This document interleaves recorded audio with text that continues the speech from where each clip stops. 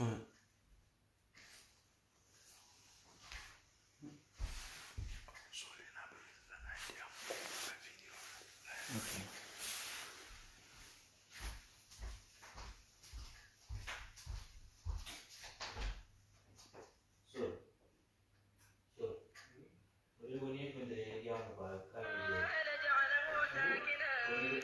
وجعلنا الشمس عليه دليلا ثم قبضناه إلينا قبضا يسيرا وهو الذي جعل لكم الليل لباسا والنوم سباتا وجعل النهار نشورا وهو الذي أرسل الرياح بشرا بين يدي رحمته وأنزلنا من السماء ماء طهورا لنحيي به بلدة ميتا ونسقيه مما خلقنا أنعاما وأناسيا كثيرا ولقد صرفناه بينهم ليذكروا فأبى أكثر الناس إلا كفورا ولو شئنا لبعثنا في كل قرية نذيرا فلا تطع الكافرين وجاهدهم به جهادا كبيرا وهو الذي مرج البحرين هذا عذب فرات وهذا ملح أجاج وجعل بينهما برزخا وحجرا محجورا وهو الذي خلق من الماء بشرا فجعله نسبا وصهرا وكان ربك قديرا ويعبدون من دون الله ما لا ينفعهم ولا يضرهم وكان الكافر على ربه ظهيرا وما أرسلناك إلا مبشرا ونذيرا قل ما أسألكم عليه من أجر إلا من شاء أن يتخذ إلى ربه سبيلا وتوكل على الحي الذي لا يموت وسبح بحمده وكفى به بذنوب عباده خبيرا الذي خلق السماوات والأرض وما بينهما في 6 أيام ثم استوى على العرش الرحمن فاسأل به خبيرا وإذا قيل لهم اسجدوا للرحمن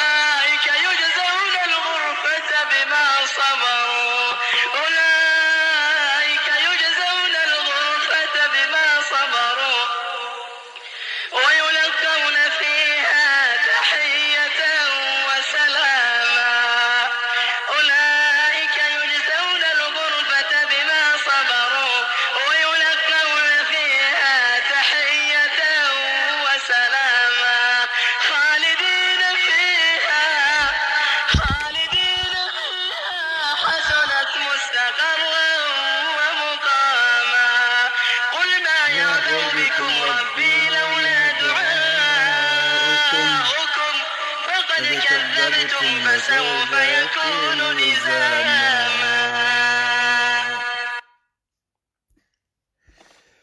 Yo wa alaikum assalam wa rahmatullahi wa barakatuh. Fanan be salam romul la mo be kan inshallah alhamdulillah rabbil alamin al mubdi wal mu'id yuti man shakara wal mazid wa ashhadu an la ilaha illa allah wahdahu la sharika lahu al fa'alu lima yurid wa ashhadu anna muhammadan abduhu wa rasuluhu al mab'uth rahmatan lil wa ala alihi wa ashabihi alladhina qadhu bil haqq wa bi kam ya'dunu ba'd. Mbe alatandulan na atandu kol ambe sallallahu alayhi wa sallam ati anala bundon kol mu be anala sayba layna qadaw bil haqq bi kanu ya'dilun minul tarika kiti to nya kan woto nya kan ne kila kiti ko min sabata kitabun sunnah rabbi shrah li sadri wa yassir li amri wahlul 'uqdatam min lisani yafqahu qawli. Mbe mol fanam be kondona salola kurekenna iskado la pejoto e ngaji ki brennin se kemo programme la bon ke sungaro ko no birabo to la mannana بدوار إن شاء الله إن شاء الله تقبل الله منا ومنكم سهل الأعمال إن شاء الله ويعيد علينا رمضان عواما عديدة وأزمة مديدة مع صحة وعافية وغنى وحسن الختام ويبارك في أعمالنا جميعا ويتوفانا وراض عنا رب العالمين وقد جرى بحقا fo ala sen sungol min tamita ala e muta nga lol min ke sunkaro kono nga bata nga batol min ke sunkaro kono nafilol min ke taje kuwo ke taje dron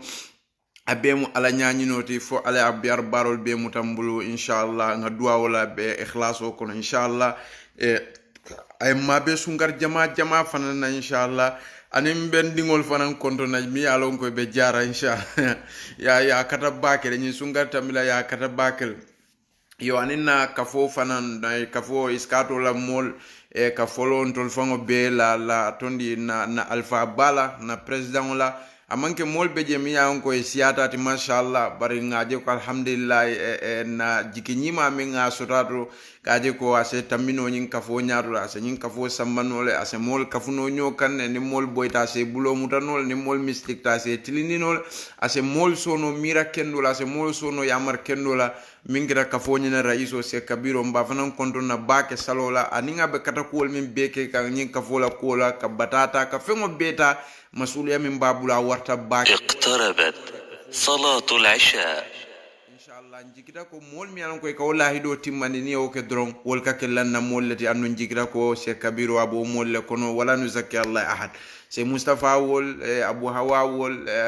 انين سي عمر منت وول سي سليمان وول فون كوتوما سي موسى وول امام احمد وول ما شاء الله ابا عمر وول سي فودبا وول الحسن وول ino ntemo be to fono la nina alfa kontangol mi alon ko abubakar faywol mi an ko bebe inshallah iskato la njambar mi bal mi nge be to foten inshallah ba katakan na masaykhol min fanan kanam fe jang ino be fanan be kondona salola imam wollem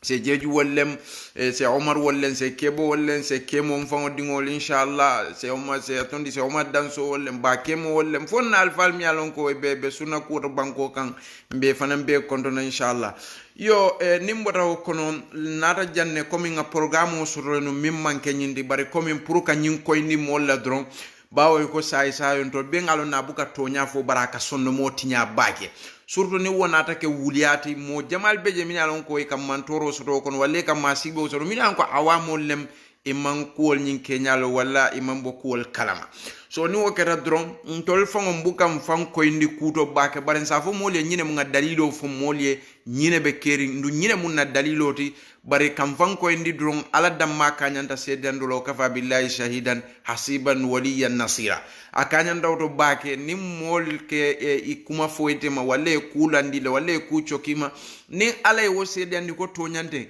molika ala tay ka wala nyine kam foridan nas gaya yajibu an tutrak wonyanta tula jele imam shafi'i min fo molla kunna dia ku o mu gayalti wonyanta filila je so bare memmu nyinin kartati jam fo in nim mol ye wo fo sain fo tonyante bar ni ala sedian law wodamma kanyanta baake so nara janne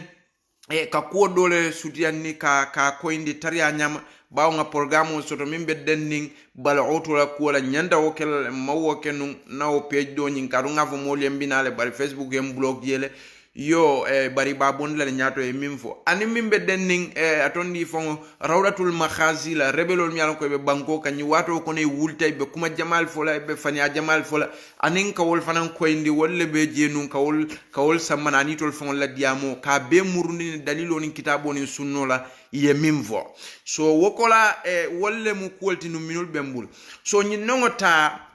ay safero le ke Facebook o to fondinke nyin ngama farfenyen kole mi ka fa Lamine Jammeh nyin abe America le so abe bete ala bake comme Allah subhanahu wa ta'ala kamin falkano kono kila sallallahu alaihi ya walladina amanu wolem altol mol mi yanko Allah tante ala injakum fasiqum minabay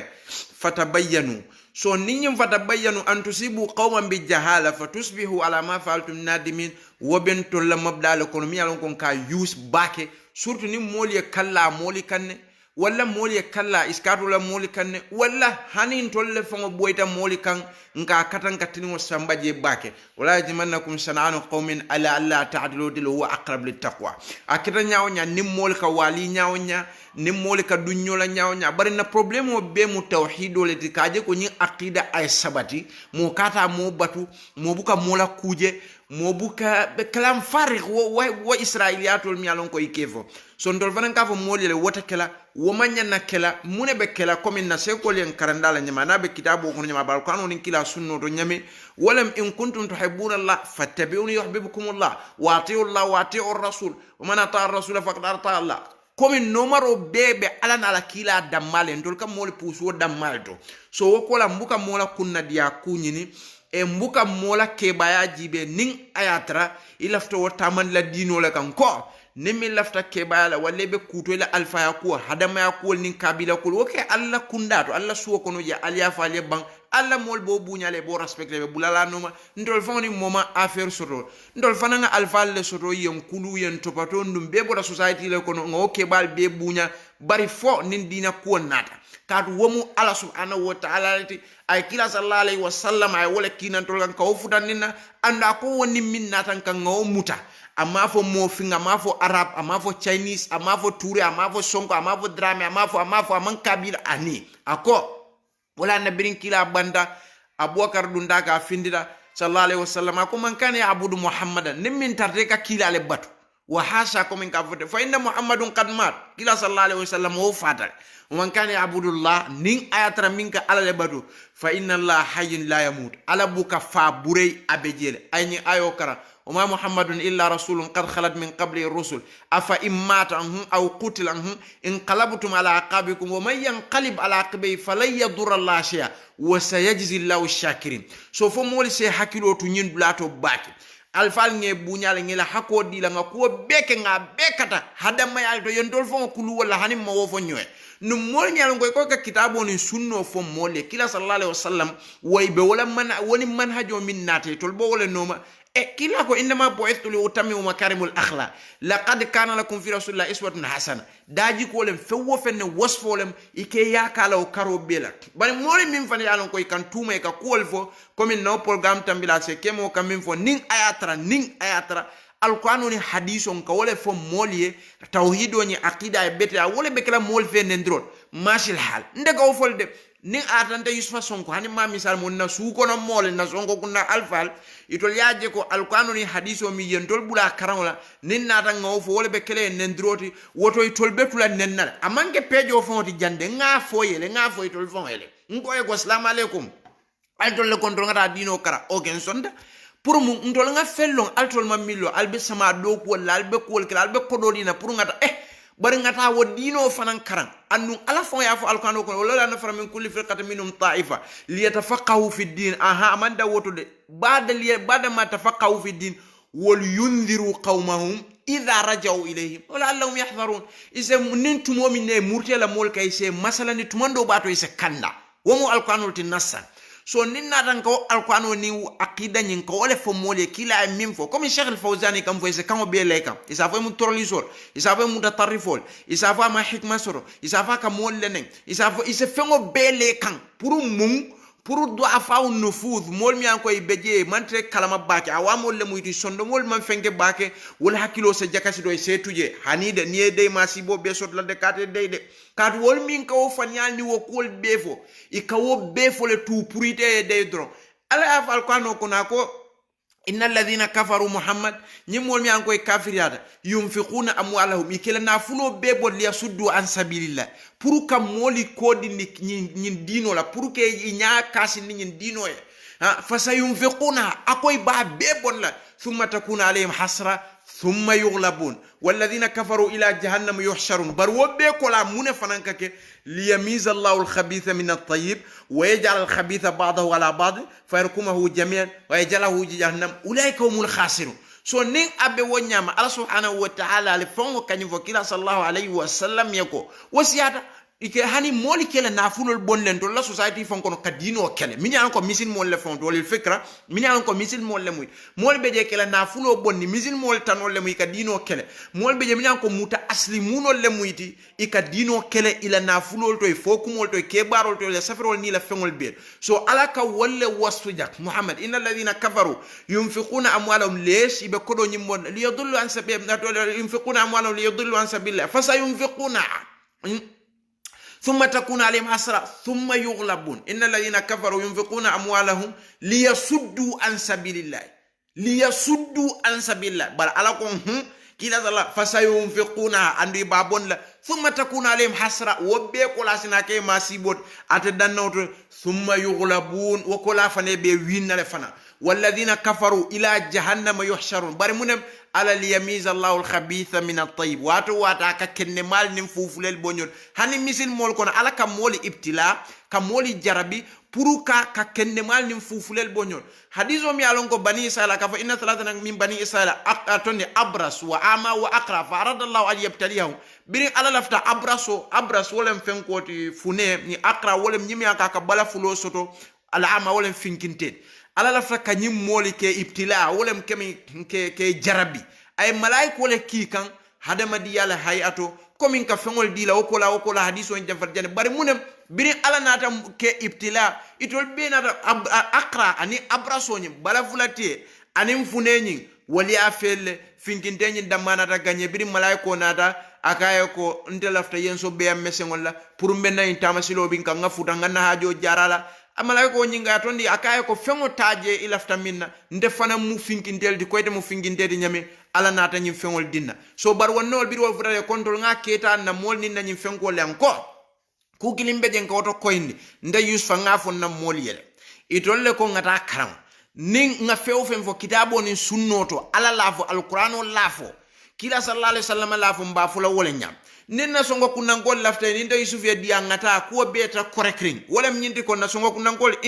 na hadama ya songo kunna ko mbe ko ma 100% na ada ko ni na ko bembe ko madama ay mankila la sunno ma wala shirko be ko min ko so ngani foye fanango ni ayatan ka alqur'ano ni sunno min fo momoy wo miran nen drolti wote betula nennalde ibetula nennale so moli se pare wo kama ning ayatra ala alqur'ano kila ala sunno ni fra lakra ini ala so bonyoto ndol la mol de tata dino karanne ala bar biritol nata ni etala kumofo ikantol nenne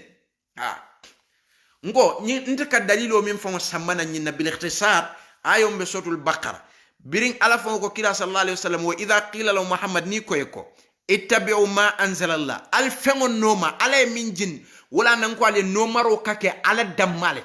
kila sallallahu alaihi wasallam ka moli kumandi kata ala dama birin kilande kenno ko kila sallallahu alaihi wasallam ko masha Allah wa sha muhammad kila wurta kan akaye ko ajaltani lillahi niddan kul masha Allah faqat akaye ko afoni ala damma sonda yenke alati fembala ajaltani lillahi niddan akam ko ma ba atondi fon jana atondi fon فلا تجعلوا لله اندادا يا ايها الناس اعبدوا ربكم الذي خلقكم والذين من قبلكم لعلكم تتقون الذي جعل لكم الارض فراشا والسماء بناء وانزل من السماء ماء فاخرج من الثمرات رزقا لكم فلا تجعلوا لله اندادا وانتم تعلمون so ولم ني اندادا جان ولم فني ول مياكو جلان ولم بان mo etondi molle muika walle hadama di molle taban ka sutiandi ka ke wasilati ni ala tema wala ka fe wo fen shiriko wala don kan nakindi ala bala bi ikhtisar pala ya fa so wala nabira ko nin ala sonda kila sonda masha Allah wa sha Muhammad kila ka jaltani lillahi niddan yenke alati fembala sai afo ala damma sonda so biri ga don fa Allah subhanahu wa ta'ala ako kila wa idha qila Muhammad ni ko ittabi'u al-numaru kama anzalallah fengola alay min jin qalu isafayta Muhammad yako balen tolde na tabe umbe numero kala mal fayna alay abana ngam fama wol taminka awalau kana sai ala fon alal tulul awalau kana abahu nin ayatare wo fawol Muhammad la yaqiluna shay'an ima hakil ma yafenna wala yahtaduna andu manke molti minul fanan kandat fo albe bulale nomal ba hani Allah wa alfu kallante bulale nom ngom manta kela mo alfalim be noma daji ko la karola na hadamayal ni itol ni mi sunno muta mbe feje andum ba kata kam fanan puruntol ni tol be sunno muta bari kabos kitabo ni sunno to kila min fo ala min fo sharia to kawotuje kadam afanna ya marono he inta okela kabla galo no afante na fala fenna te fo be tara ko ngole nyinika ali alon ne ko shirko la jawya ndu nyim bidangol mi an ko abeka ke bango ka nyin kaburu batol ni nyin gamol ni nyin siarel ni nyin moriatal abbe mu shirko ha nun shirko ala subhanahu wa ta'ala ala jawya fa annabiyo mol danda wala qad uhiya ilayka ita Muhammad wa ita janni ngol atondi fa wala qad uhiya ilayka ngami jindineteka wa ila alladhina min qablika anin jannita fanan kana annabiyo mu dolla minul tamitanu la in ashrakta niya fulakafu le habatan amalu akay la baro bebe tinyala ba alfa manda woto de kafu annabiyo mo fon wala takunanna minal khasirina annu bena taramol bonoringol le kono woto kata ndiko ku jaw balen kande nyinka womu ma sibol tintende daka walaw ashraku akay nin ayataranu ya fulakafu nu la habita anhum ila baro be boyta ma fon la kanwol fon tatanu yamalune ko le bar so ni wobe jaw yarin woko lantol ngana moli jewo kan ka fom bintol fon ni tol be kam nyo hakilo bulana nyinka nyo masala na ninka nyo nasiha kam besen hakilo to pour ko kam mol samba shirko kan se jamfala moli ka findi karala min yalan ko awam wodle muyti e ima itol fon o mela aslo ni la faslo long e ka foko muntol kan nendirole wala ar ko sharatam virajna obuga kuntu nyo jijan tol kumoto ha sai niti amira nen drolti wallan kela molle nen nganyim min foy alqur'ano nin kitabo ni sunno min katu fola jang wata foy la molle ko altol betu nennalde nin ayatara hasha jahiliya kum wala fo mal male kamin fo hamza lo takabala ko qadimna ila ma amilu min amali fajalnahu haba'an mansura you know so altol kamune batu kote nin ayatara mol sai bol tartanu ika fengo betuje ila dimba ni la fengol be dunya kol be ibadingol be pour nyin taw ido damma yello kila sallallahu alaihi wasallam sida dar abi arqam sanji tanni saba kamoli kumani kada aqida dammale kam prabeta ngol aqida tawhido fo nama beta ni hanika salle foy fongo be busita nata fajide nunga jide dakan nafata ha wala nyindi ko min beka bebe kala 15 net min fongo bala fa warda ite ko yewo salo beke la kre ko ene inate ko e fenteja ha katwila aqida man beta damin fomu mabdat asul usul ha kila sida dar abi arqam kamol tawhido damma kamol kuma de kala tawhido damma kan sanyi tanni saba wasiyata le han umange kucha handi wonden kundinti de tawhido aqida ni woman beta afa hasiba alladhina kafaru yattakhidhu ibadi min dunya wala inna qul hal unabbiukum bil akhsarina ama alladhina dhalla sa'yuhum fil ayati ad-dunya وهم يحسبون أنهم يحسنون السنة أولئك الذين كفروا بآيات ربهم ولقائه فحبطت أعمالهم فلا نقيم لهم يوم القيامة وزنا نيتا كاتو تالا سجود لا كبرو لتو ikatu kaburu banko le do mole be kula nyinga mol ni nyi shirkiyato wokola ay kaf hani ka suto bele nafilika ala jumale dan ngamre kata minulya wala na safo la ko ibn mas'ud kamin fo sharafa kitab at-tawhid sharafat al-majid muhammad ibn abdullah kitabu kila sallallahu alaihi wasallam atondi fa man ta'allaqa shay'an wukila ilayhi ha biribe safu la hukmu fo ako momo fo yamin den iji ituku wala ha bawo tungo min ne safu fo den wallahi man jiki alala de safu min be balay jiki tawol mun anani mol kata kelo ni mol dunta nyola dolbe je ke boraka jariye ye bori fo suwo kono yeta ye safu sidina wokole na kelo karu safu nya jigita ko wole bate kanan la kata min na so alale akala jumal ba so ni mboro to sa ngoto koy ni le ni lamin jambe tabligh wole mati alongo farafenyen kolem abe america ntole nene ma naman problem soto bari yalo muslimo nin anata ay fasike aka wala nan ay faniafo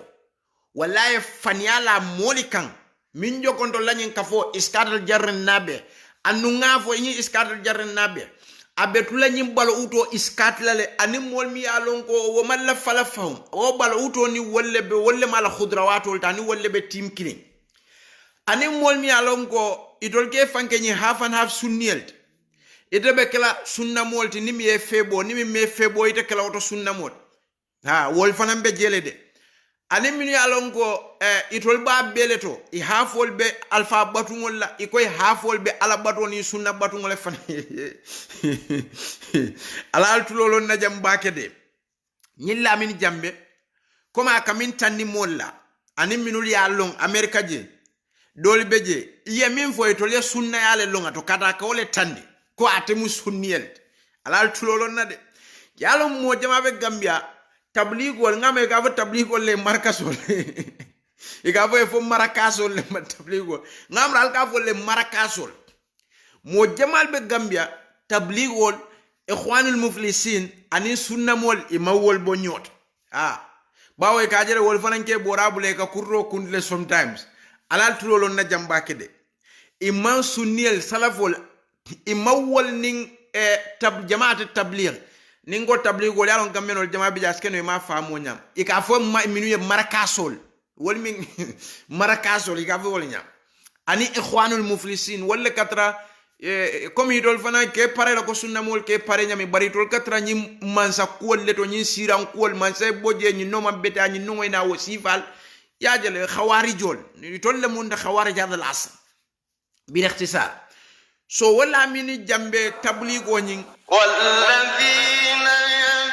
يبيتون لربهم سجدا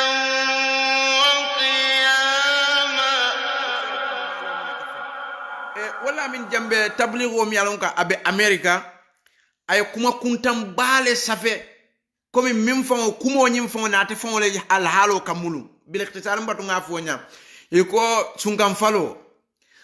falo mi an ka kata wulo kon yalon na keneto take yiro yira ka susa ko malal bar kurlu ngani nga wolon ne de kurlu ngani ngo ay wolon ne so malon fo atondi fango lamin jambe ay kurlu ngani ngo nyin ay alon bakele banabe sunkam fali yala bal nafta mim fola atara safa la pejo tole kaje ko iskato la pejo wonyanda soronnale wol mo fenkere mo arrogant ni ngol le boto kuma furin jamala ay mim fo ani masaykhol min kana woto amurta e Musa Sonko safen koto ma kuma furin jama fo safero nyim batan lallaten ani nga safero nyim posle momo fanansita kara wala min jammele wofo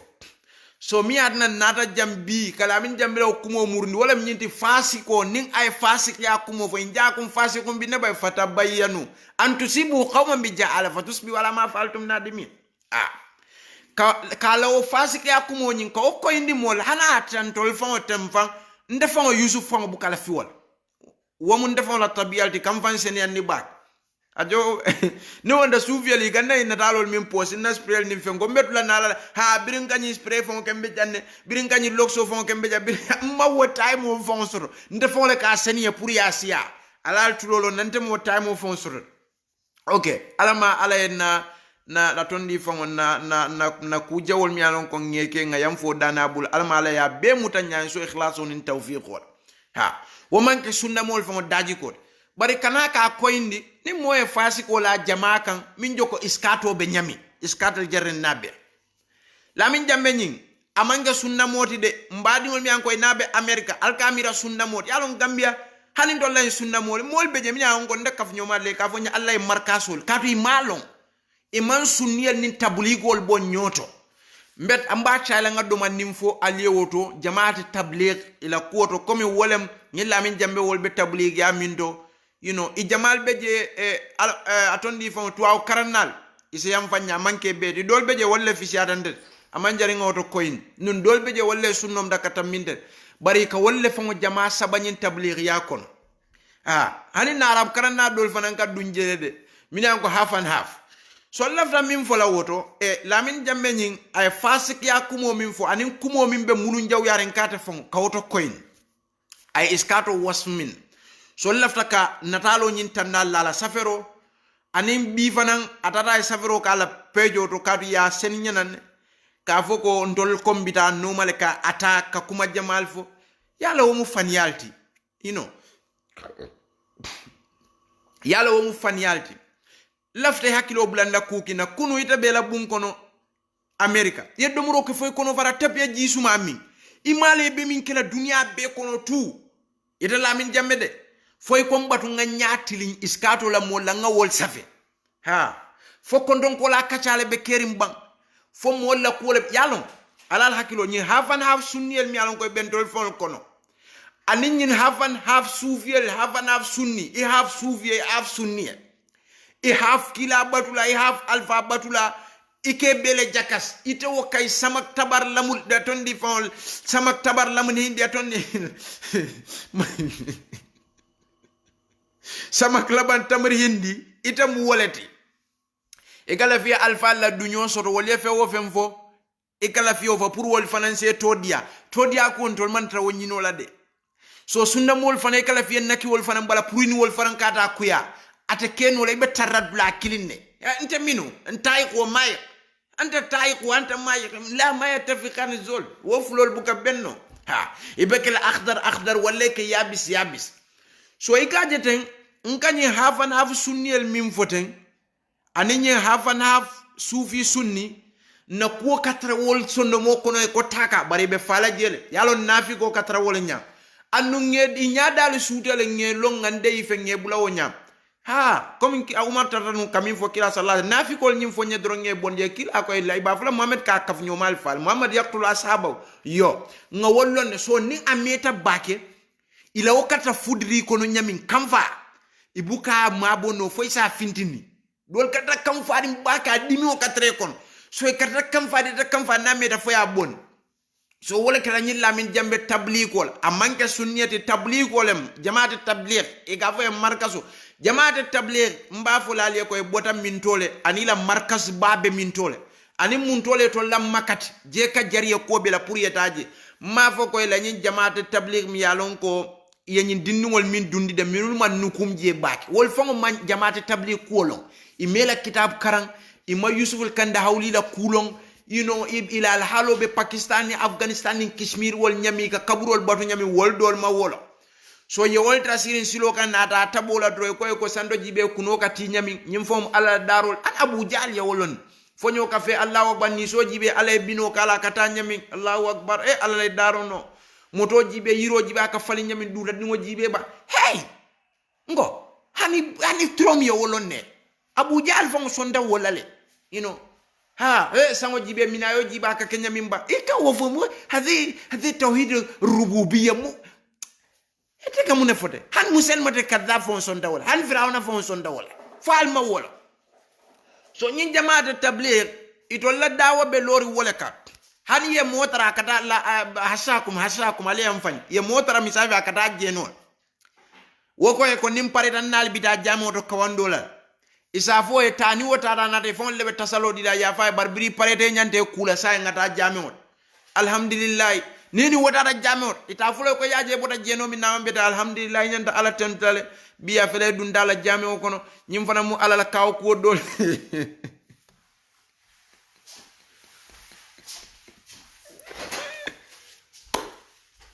kulla jamaat tabligh yalon problème o fon be damin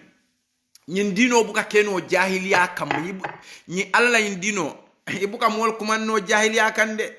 ha fo isa karanne folo wala nasugu lala kam fo watondi fango wa kullu man bi ghairi ilmin ya'mal amaluhu mardudatu la tuqbal momo kabaro barake nyin dino ko netama londi soto je ko monyo ya mutefe ha jamaat tabligh ila kawando bemu ali baba kawandol haniye mota sunyarol ni ko ngada jamiot wo ali mbadu nga sunyaro ko fe ba fla hayse sunyaro ko kula nganata ni frata jibe alhamdulillah bina da jame ngoto wo mu ala tendol da jibe be sirin ala la jame kono qur'ano jibe bang baso jibe be fenen bankoto nyami sango jibe bang he foydol malum ko Abu Jahal fon la ta wolale Abu Jahal fon ko kawandle so ga wolle markasol ikatare molta sirin silokan yendo ngolta sirin silokan ni wolle bakso rap wol ikole ngata jamo rol ko embe bakso sabalale folo ko la ngata nunni albita albe sonnale nga sabal fe folo ikafo la alim pass ibe jono ma ni pare yeta ni furata alhamdulillah afele bi botanan silokan inata je fanan dunda jamo kon wasifal katu mimu problème andu wami e bakso ma ni na furata jamo to ikafo ko wuli fane kawandoke so woka fo ko mbe mun kawandla wala mutabli wala ki mbe mun kawandla ikafa ko be wulale dron yelo mol nyatli wala iya foko bi alhamdulillah mbe sirin sirole kannu so birina ta yentra jang iko ni alam fananga ala tendu biringa na joino saba fom pareta ala nata mako bi mfanan nata jame ngoto mfela sirin jame ko wasival ikamwe so idate aqida kudo jamaate tabligh al nene tejele kamol kumandi karata widul uluhiyya ka no woman ke la problème kadu tol fo kata sujud kabro le Pakistan ni Afghanistan ni Kashmir wa ha alta ala yusuf kanda awlila kitabo la ali karambang ali ala as jamaate tabligh ali la masibo be min ke ka Afghanistan ni Pakistan ni Kashmir wa ko be mu banko kinol India wa you know wala mu jamaate tabligh ni kolo la ni tabligh e bi ikay ta Makka wala ta Afghanistan wala Pakistan wala Kashmir wala New Delhi India abita Pakistan atida magade faye tañi yusuful kandawli wala ñin kaburol to la ñi fenkol la kaburol tay ta woto ha wala mu jamaati tabligh ha so karankuta je ni da dunte kono bi sain iketa mufti le ti de français lono le yenna si hadi ha ikafa kawando dama dolbe je kawol fon jomolindi le wallahi ikawol jomoli ni wallota wol bukale be min fola mbe sirin sido kam bi barim fele nata sial koto jang mbe ala tendu kan adama dingo ni fango ye fanjibe do nyimu kaw ko din tol fango de dal nya bulol jibe singol jibe nyal jibe kungol jibe yo wasifal so wo nyi lamini jambe atebo jamaati tabligh le kono ha so wo kamin tanni jang ko wolem nyindi ko in iza urifa sabab batla la ajab arabo le wala fo ni sababo londa dron sa jagal kutaje lamin jambe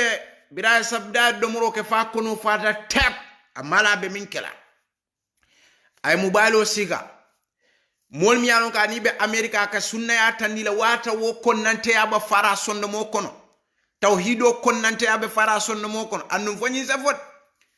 iskatu akatra mol jibe le yale jamal beje ka mol jibe palantero le to katra kam farin alba faralale yalon suviel fo mo wolvo bari ñunu mi yalon koy kay katran kono te have sunni have suvie ibe alfa la ñu ko wolto te alfa kidimandol pour yo wala buña so sa te be ya fo hen to lakar alfa al kebal buña bak ay hormone so do bak abe ñi sunna mol so nara sunna mol fan ya to ay tasiri wota fe Allahu akbar ite fo bari so dolbe so wal nin tumo min nan tol beñi harakal la mo masaykhol findita kitabo ni sunno be fola wol katran tol sakon ni nyin ke ba alfal kanyim mistake wol ni nyin bidangol ni nyin kol minke alma alen tol ni be kanda ikumasta kawol sata nyin gamol ni nyin kol e katran fede tan kon wakate tol yagli wo yagli ha fenge kamim vo aton ni vo jamrun tahta ram wal baqiyatul baqiya jamrun tahta ramat ikatra di fenkole jamrun tahta ramadi kafnya sebuto kembo min katra sebuto kono yalla wala fonka kandidina mimbe sando ni ebulo ke wot akala vle fala ngo ise kawando ke nyawo nya comme c'est le mara ili ka Sheikh Albani kamin fo wala wala imam Ahmed akon ye mo fongo je kawando la abuka aqida fo moli abuka moli jamfandi bidal hanaka alqur'ano bele karang moli bele kan nakala akoye bora la coming atla jamano to moli ka bo sunna moli ka bori jahmiyal ni mu'tazila ni ashariyal la nyami akoye bora mari la wonya wallahi mba folale aliye momoje kawandola abuka aqida fo moli min katina salo kamuta kadu kula katina salo kamuta min katina salo kamuta sungo kamuta ni alabato be kamuta ye momoja tebe kawandola tebuka wo fo moli ala bula jalita Allah hajur c'est que moi avaliel de Imam Ahmed ko halata marika Qur'ano bele samana ala kumol se dianya wonyang ako kacala kensen olende ha ako bida mo fele mi yalon ka jawyata ashariya ni mu'tazila ni jahmiyel de abe maborin duma so sunna mol kono wofana mbejjel ikeje katraje foyni alfal le dianita alf nyi dinningo nyi dinningo e bunya nyi dinningo kadu munem o alfal ka wo misal fe ka wo mistake kol minke hashakum almalen tol ni tol be kan nyi kaburu batol lem nyi gamol lem qur'an karamol lem kaburu fe jurol lem kaburu banku domol lem fenkol lem nyi bida kol mi anko nyi shirkiyato mi anko abe farin na society kono abuka alfal law be ma fereng ndu ni wolbe wala kata si wol fe jel ay tra deni nin sunna mol fana nana da si wol fe wolbe wo kebal wala mol min yalon koy kaw kani manke kebal kado kebal da mabu kanyum kul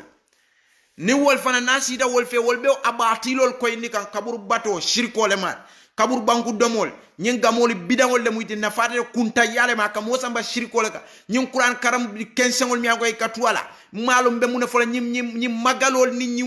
nyim shirkiyatol mi alon koy a bebe sosori misin me akon ni mol bo fola de bar comme naata sial kona sunna malaka traji wo ka trate yaghli kadu munem adala flani sunna mole diani alfal fane ke ate kenola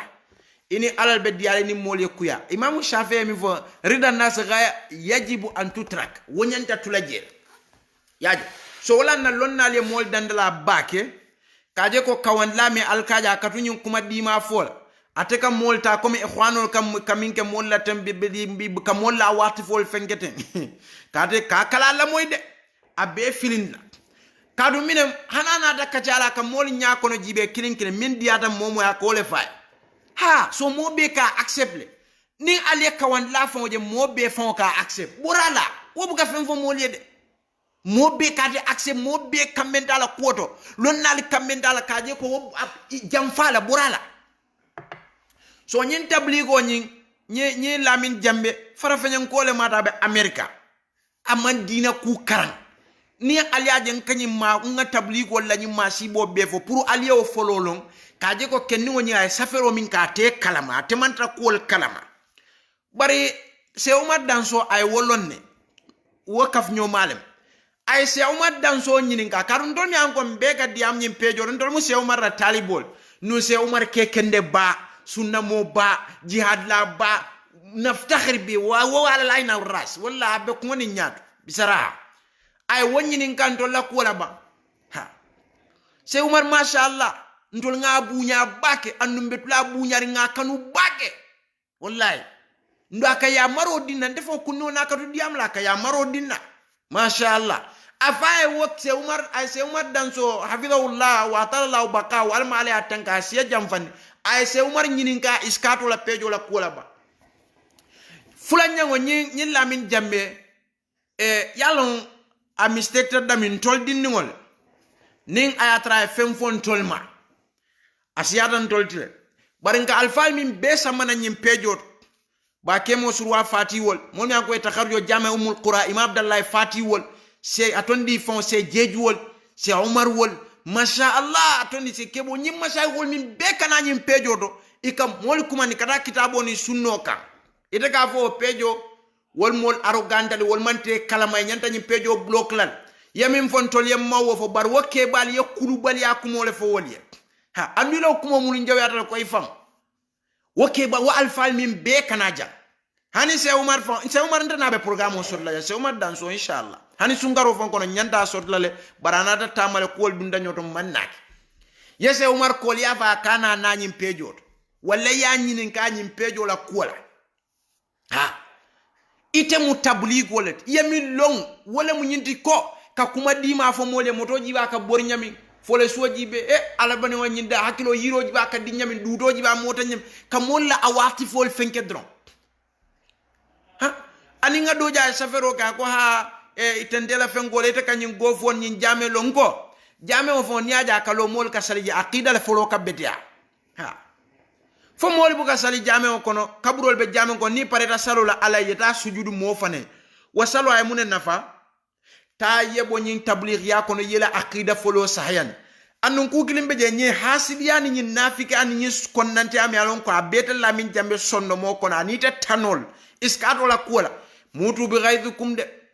ni ma bondi sonno mo kono ni iskato be tula janne to andung ni me aklo da be courant sable lalde ha bawo birite domro ke foy kono fada american ala waro be ku badi ngol la kol be je mira kol be yete man ku soto be min topatole la baluwo kono ke ba bakatan fo ka si ka fania fo ka sen social media ka wuliala alfa kendol be kan ka kulubali atandi alfa la min yan gon ka wala samana nyim pejo do mantol fo ni anda kunno ne wontam problem bari ka kulubali akumo safe ka fo alfa le min yan ko wol dol be je seta wuluno ka wo fo wolie ha wala min ko momo kana nyim pejo se jejuwol hino imam wol se umar wol se kebol se kemo wol ba kemo fati wol ha foite amira wol kadungi faye ko ko ne la miro to yake ba foite amira wol kam mole nyaani ni kuto ba wol buka o kede wol be ko kuto kitabo ni sunno e ka wadda maleje buka hada madingol lalla foni la fi bali ajibe ndui ka kuwo kuke wala momo be kuma la kuwo kuto fo ayatra yo korosi la yo belonne ko nyimuten ne ñunul betten ne ñunul kaketa ñunul betten ne jumal be ñunul ko ñun wol ka aqida le folo jibe ngata biya mu ñunul min na fen ko de la aqida be nyaadi la mu molle be je jumal ha foyte malon ko alfa mi an ko be kana nyim pejo do min yalon ko be be nyim pejo do alfa le wol karandi ha yemin doku i fon le talibol min karandi ni wolle kana si nyim pejo do e kaja foyte am la wol ma wolo bari de tablig nafika ma ibe siri america ibe afala nyim bunyawo jibe nyi yiro jibe nyim pomo jibe ala adida nyami fole so jiba ka bor nyami adama dungo nyaaji ba bulo ba singo jiba ko jibe itebe wo fole man fen karan aqida ni usulo ni dino la kuot ha fole so woni to wole ha ite kabula nyin kebal bela to mantol fondol iskado molani de bari kebal mi alon kon ke samana jang ita de nyi safe ka foko ni wol ma wolon wo mo woyte law e wolon ni wol ma wolon i nyanta fole anu nyanta jibe ita ka wole fo wali ha wolle londo soto de bunya soto de hormo soto de wolle ka kuwo ku janni ka ke ka hisabu landa alf hisabi ko wala landa ngata dia mo la nyin blamin to muna na social media channel ni fengol ike kumandile pour ye mu adral ke dolbe je buka son katu yela khalfiya lo mune bela khalfiya ila aqida be nyaadile ika moli kumandi nyaadile ika mune fo moli e be lori mune kam mina wila mabdaani la fenkoti wa alfali yo belo item yalon ko item be tabligh yala markas yalon nin ko jama tabligh gambeno ma markas item imbe markas yala item am ferlo fo yiroji ba kam mo nyamin sawji be fenko jiba ka ta nyamin kunol jibe ka ti nyamin ite ikana fo ikadiam mo le min ko mol ko kata aqida ka na tara fon tabligh wala haqiqa kadu alal haklo kadu ni markas jamal be no ma hani gambia imela khalfiya lon comme imela dumo fanfan lon markas la dumo ni ngata yalon jamal be je hani bibe la markas o de be la fengol sigale ni boroyta e sey suokol alal tulo lon na de Yusuf al-Kandawli na la mol mi alon ko be Pakistan mi alon ko nyim penge ya tasi yalon wo Pakistan le jeta ni Afghanistan ni Kashmir wol angalele masi boy wotole ñin tabligh yal ñi Muslim Brotherhood malaka ñi ikhwani yal abbe mashru inglisi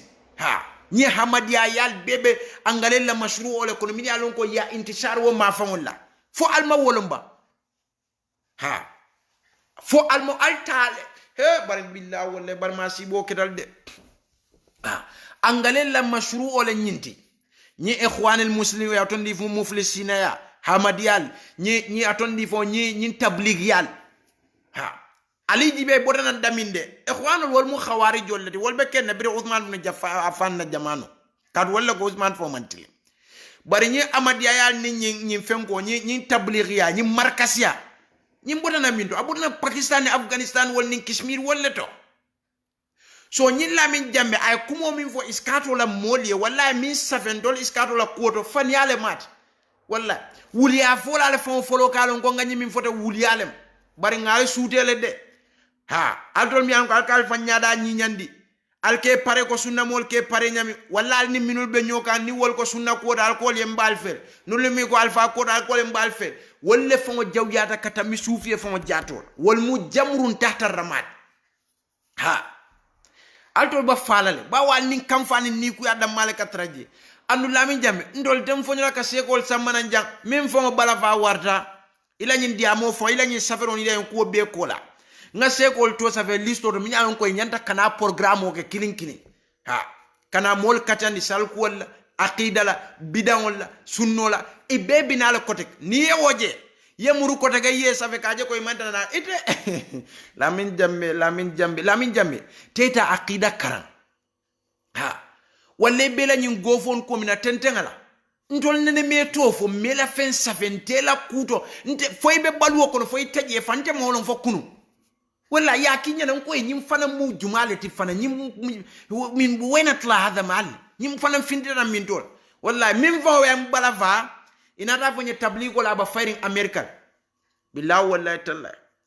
biringa o safero be yanko nyiwo munto mole ti ngela shakloje manzar jamil mashallah fa tabarakallah ngoy nyiwo fana mbota min tole e ko nya tabligo la ba firing american ko ate kalama tabligo idha urifa sabab batla al-ajab fo tabligo sa insifa safe ha ngo tabligo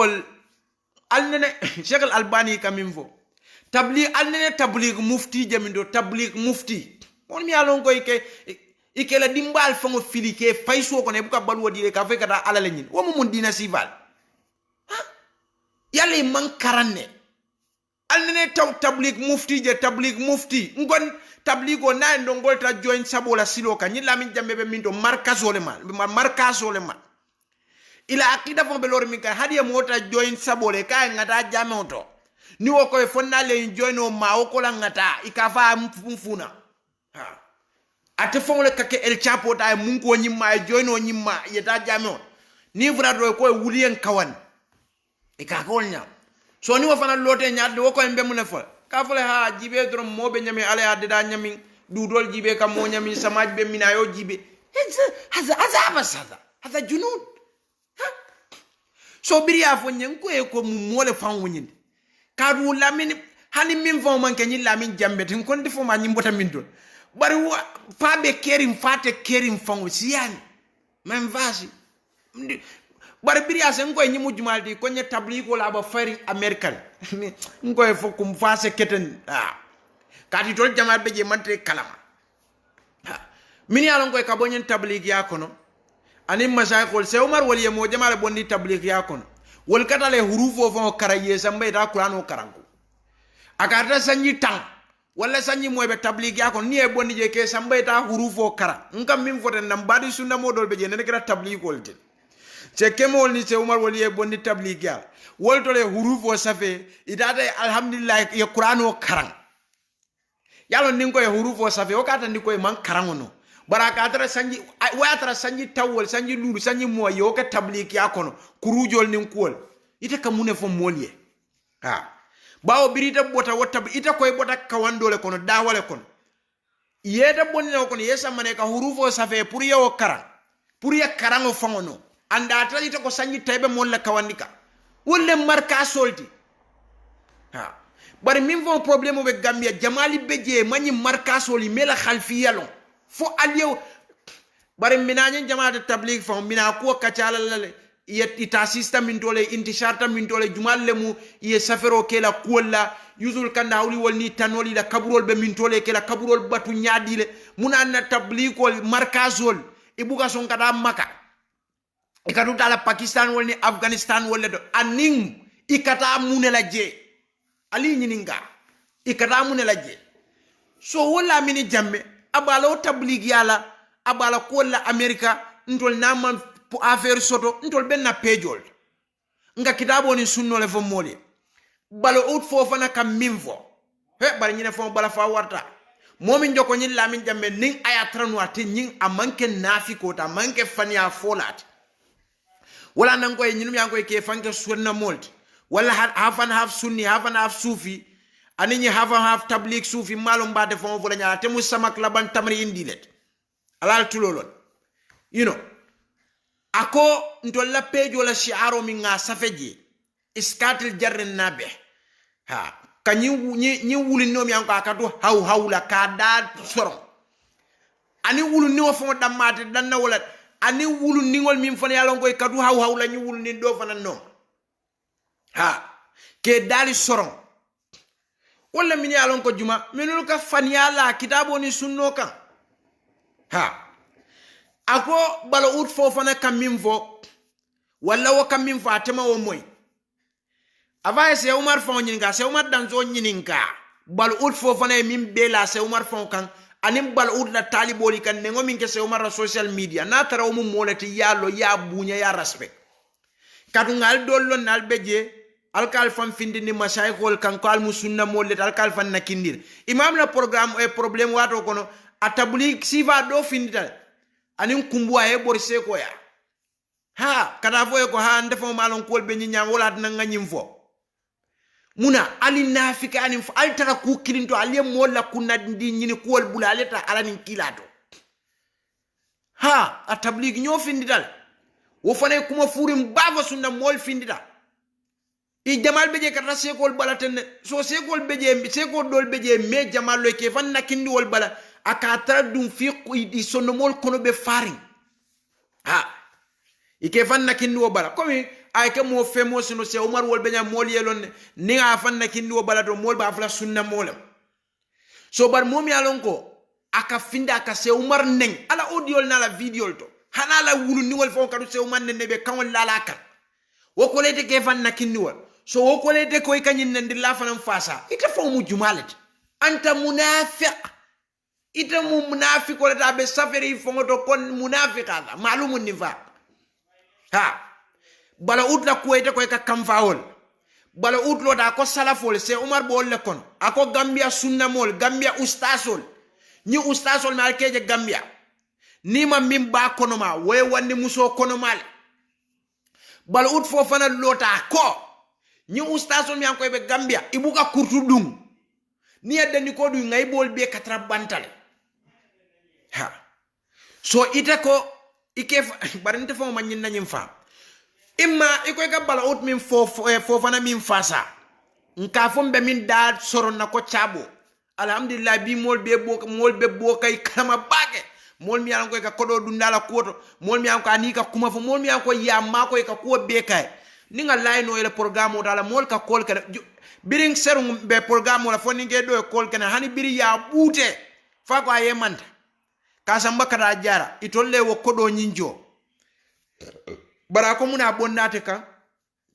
muna bonni bala ut fo fana kan ako biri woko muso se jeno keno na ke maman traje ako muso se jeno keno la ako ni data sate to ilafte la je musu ko bere se muso jono kodo la ya jene ise seo safno ise dolo safno le ise geya keno le geya misil mo ise geya keno la atla fa isina no ni ya muso komola ise musu lulu woro nyini nole ha musol tida ise sujud no kabur kotole isida no kabur otole atanin kila ka diamule kila ko 3 o'clock la binana akatle londo soto nye so ide ko moli o ko be accept ngande wo be ka ha ako se atondi fon se waso atondi fon se atabo jawol ni usas bun wor rahimahumul almale yam foke atele londo soto wol bete an wol be baluri be sonna wala talibol mi man so wala wol kulubal yatal ita lamin jambe ye wala talibol lo ne banko kambi wala se Aisha wolti momi lamin toure wol se Ismail manja wol ni tanol ita ko mol yen dey nkata wala ndol bala ut fo fana fa ko ma ta kanyin nendir jawol min kete ni musobe sumunala ni muso ke senia nyanta ke senia ni sumunal you know ni mol nyanta ka musu woro la nyini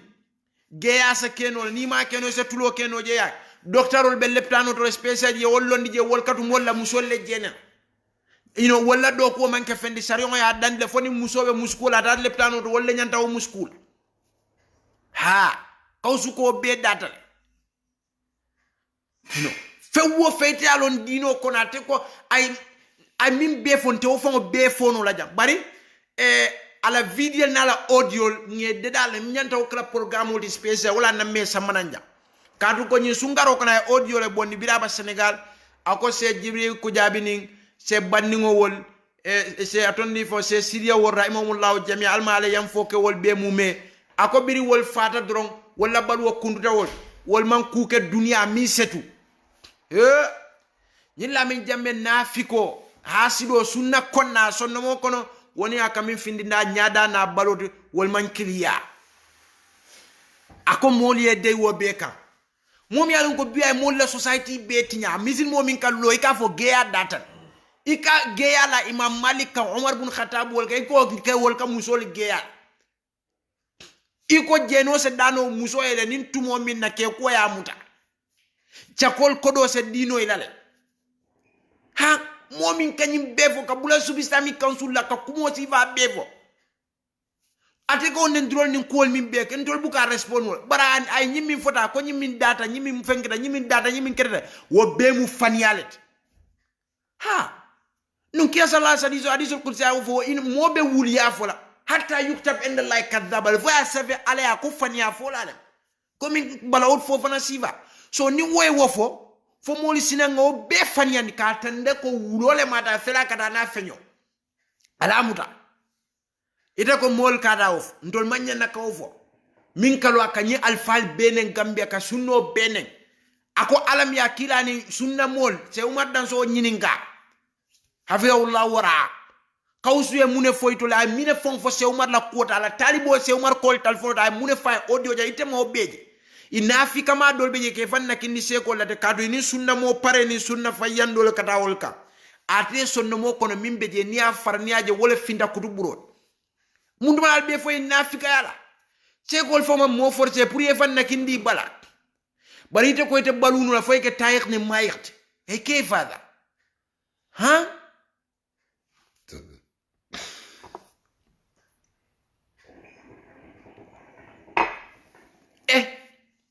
ako se umar wolbe alanin kila minnom sunna molbe alanin kila minnom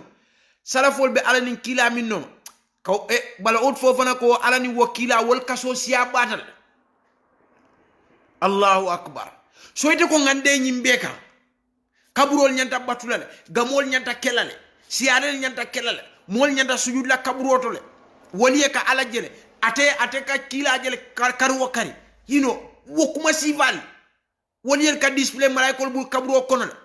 ka kol be dandi ge fewni ka fengo be dandi ha Ali ibn Abi Talib kam wa idha sakata al haqqan yadhunnu ahlul batil annahum ala haqq nin tonya mol ye dey ka tonya fo minube bataro kan ko ni lamin jambe ani aka nyin kawsu fo fana min fasade nyim bala ut fo fa yana tur ala skala taqa kunol min ka mulu wala kalo yiri bulu killing ha nim mol ye dey dron ikanyim bataro min fo mol ye dron awamol ba mi dalo mu tonyal ngon dun tol tekla bani Israel an kolti de kanu la yatanahawna munkarin fa'alu la bi'sa ma kanu yaf'alun ntol tekela wot ha inshallah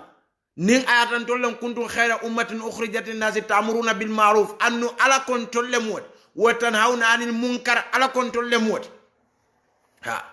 bar ayo nyin na akso ala ayo nyin na mi ayo nyin aks lonna ya fasa kon nim ma woke ndolle be kala man tol fanan jawmati ko mol mi yalon ko ye halakinu bani israel ko le muyti ite ka foy kallo wo kawsum yalon ko ka gambia la alfa ako salafol bira ko salafol ye wollon han imam malik ko imam shafi salafol wolen kila na say minul tambita kila la say bol wollem salafol ako ni ma min ba kono ma way musudo kono ma ako muso hey so ite ka findi ite ko ka wala fasa ndo la pejo la kola foy ka fanyala na pejo ka kene bad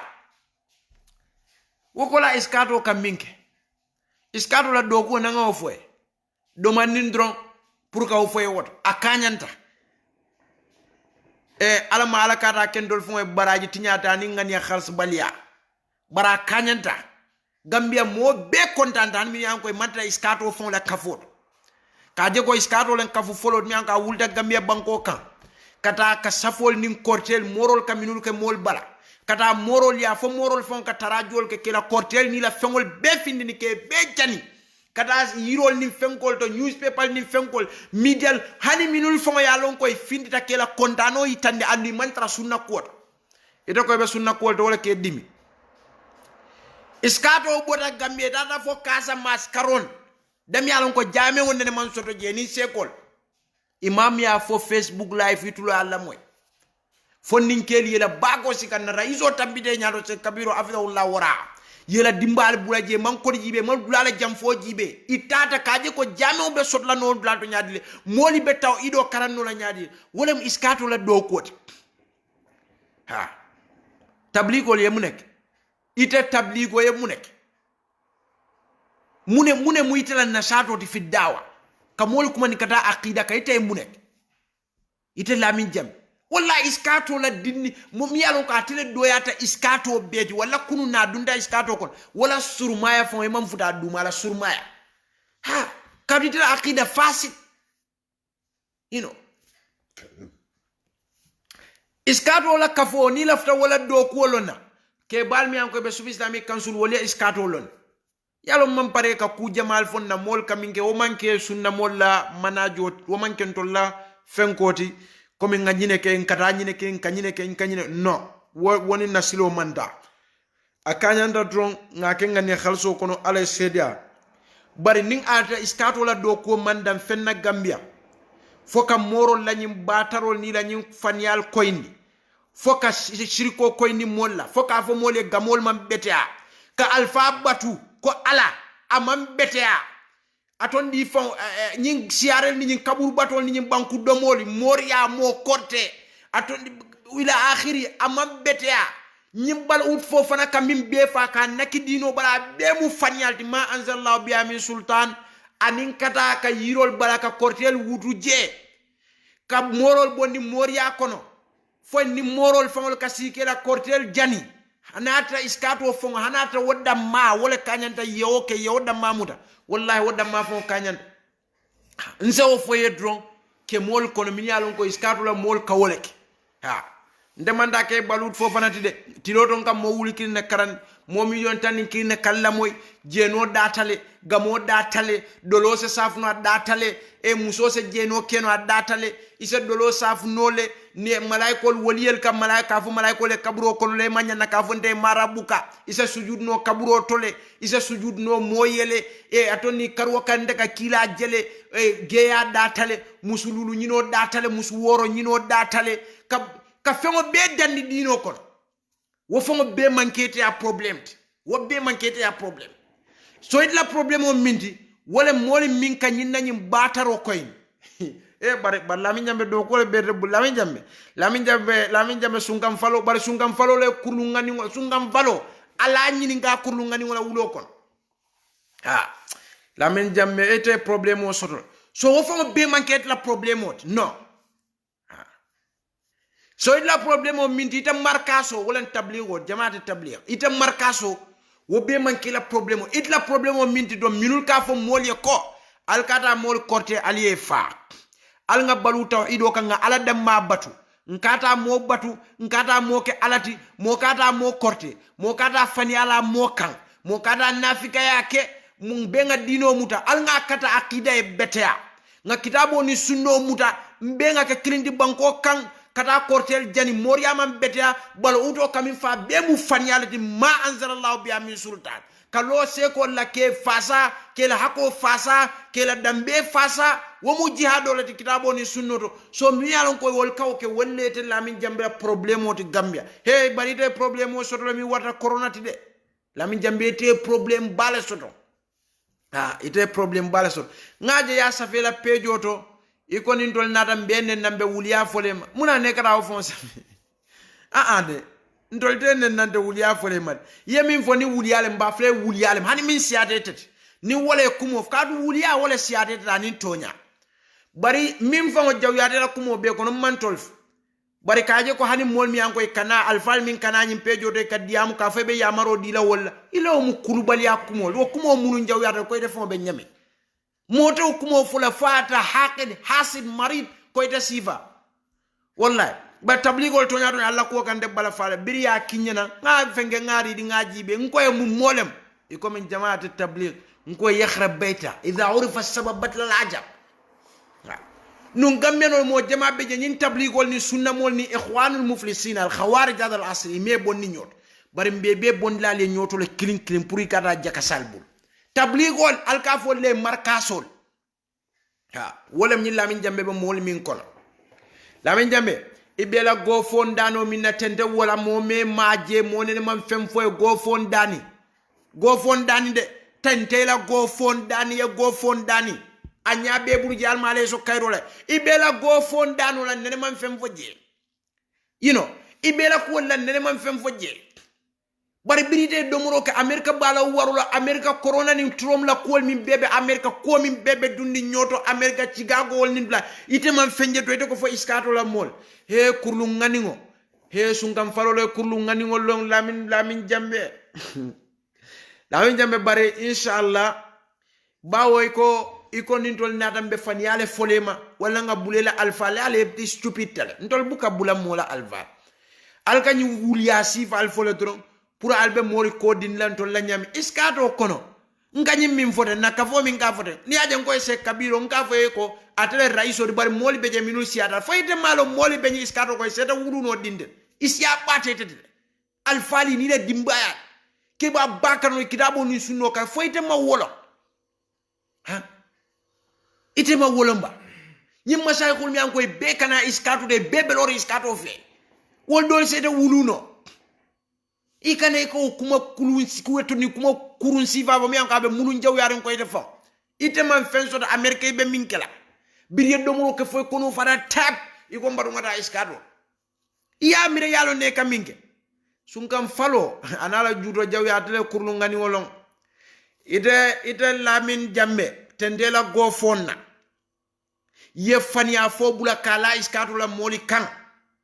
iskado be do ko minna dunia be nyaabe wala abebe social media la abebe ila akhiri yalla mbukala fi kawoto fo woni na manajo la kol manta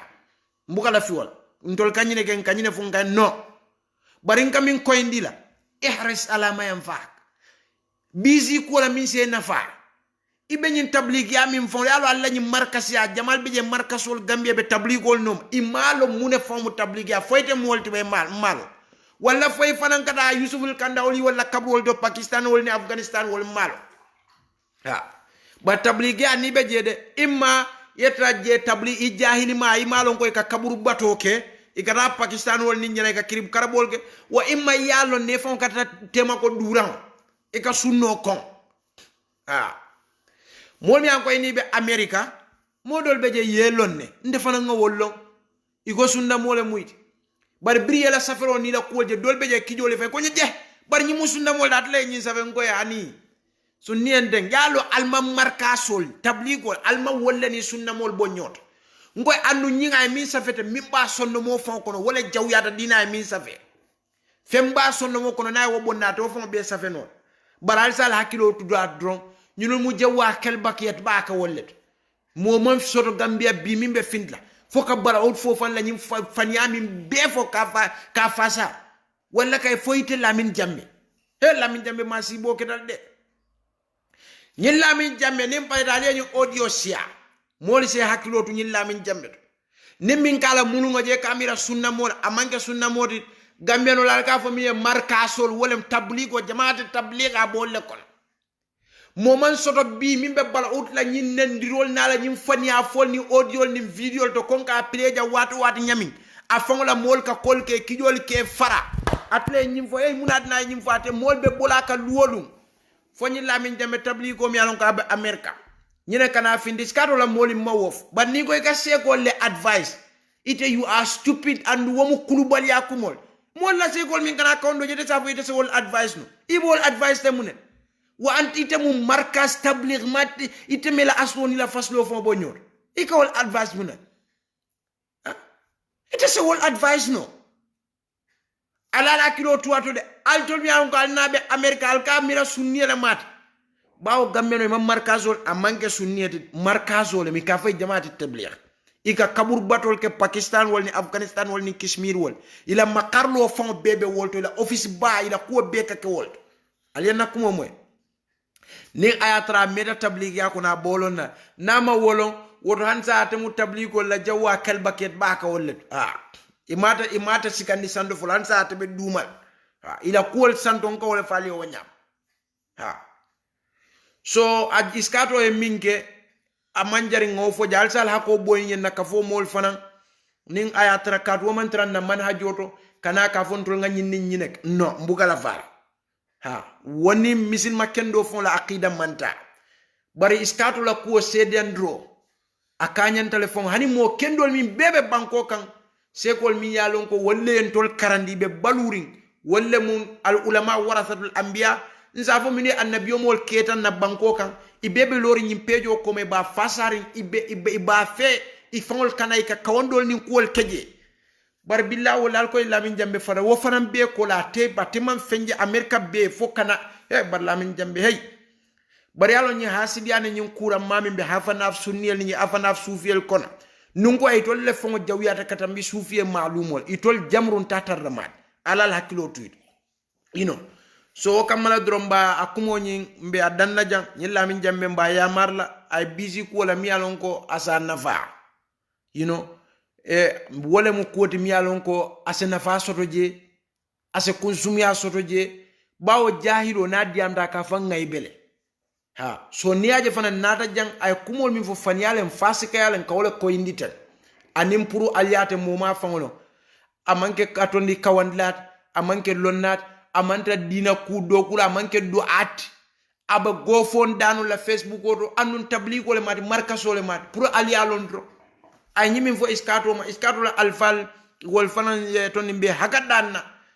anim na alfal mi anko sekol mi anko kana ay pejoto ay kumo min fo woli o mu kulu baliyalti o botata fon la o murunda o bondi dami mbo fulay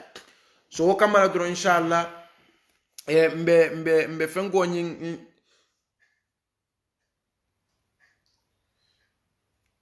so ko la inshallah mbe fengo nyin danna jang mbe programme o nyin danna janne nde fana ninga min fo na mol kaminul ke wallay ka en ka katakol min kal sal hako boy ninyi katum bukala folas wo mu diamo la fenko da malti bar nata nyin nanyim faniya kawle koyndi okay so wo kamala dro inshallah mbe na mol hako da nawra to nyato nyam bukala fal surtout raiso fon wo mantran lual konon tol kanyine ken tol kanyine fengen tol kay fo illa ning ayatran na mashayikhol na lalumol na alfal mi alonko wolle en tol karandi be marni bankola dino nyato ka fonye kontrol fana nga minke ka tandila puri tol fana kontane ka woje bar wo fana bekele e be jami camera teje ka tandi ka fonga bar kana ci social media ndol kanyine ke nganyine fenge nganyine dunya hani woni na aqida manda so alse am fanyo karola inshallah so lamin jambe inshallah kumol mi yefo ye boni dami ye murundi je andu yemin safe ka fon tol bina bulale la molle fama o mu fanialet ndal taw ka o moyle suku sa gonde fam ni be fewen safe la safe je muna malum fo nyim fon nyal ka ay mim be fo kafoma fanialem ay mim fo kafoma masakol teninde fanialem wo kulubali yale font atema wo sala iya fon soto le fon kadiamu mo la masakole wala kala miro di wol fo la ko ha atema wo sala iya fon soto so nyina mu kote nyin fasiko nyin markaso ngal ka fo nyam tabliko e min sabe sunna kongo tabligol fane ka sunno kon sunna konnal be konole ani mi ñan koy boda tabligi akono dolbe je almale yamfe i dolbe je wolte kol kalama wol kamera be mu kilwol almale wol fanan kanda so inshallah ala en jerni dino to nyamala ay mbulanda noma la mini jambe ni be america na la programme na la problème na la ko be kono ke domro yedomro ke kono fatima le be minkela bizi alla mo la suo kono je gambia ye badi ya chokije yeta go fondanol ndo lañin kafo aninna alfal anin mashayikhol min kanaja wol momo la surmaya wala fisiatiti ise dabo wala koto ning ata imanta aqida la koto tawhido kadu ngalo ne man tawto biri mu tabligoti fo se pomoji be ale ada duto mota nyami hada madungo jwaka tama nyami wala mu altol la dawat so ya busy wala fanata na problem okay inshallah al malen tol be jerni sawabu fe allahumma amna bil quran wajalu أنا إمام ونود ورحمة رب العالمين اللهم ذكرنا منه ما نسينا وعلمنا منه ما جهلنا وارزقنا تلاوته آناء الليل وأطراف النار وجعله حجة يا رب العالمين اللهم سيدنا الذي واسمة أمري واسع الدنيا التي فيها معاش واسع الآخرة التي فيها معاد وجعل آية زيادة لي في كل خير وجعل موت راحة لي من كل شر اللهم إنا نسألك عيشة أنية وميتة سوية ومرادا غير محسن وفاة اللهم إنا نسألك خير مساد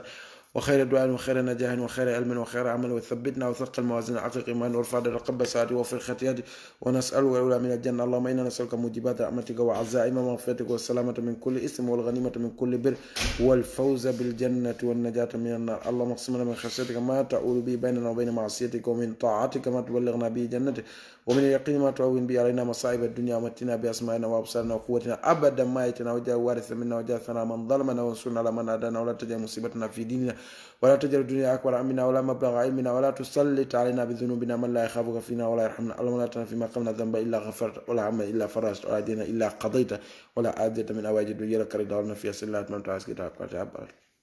في ألتراك وبويني man safero ni fengo tanna lamin jambe nya fel ay min safi wala min so ni altara pejo to albala safero nyin tarajira nyinam atole be sandote you know atelam nyint imala jarun na be fon ja fon ba ala nyim fengo ala nyin safero bebe je be ibe na pejo ni min lafta jibe la sitaje iba taraje wala ji ata fon la pejo to iba taraje ala bara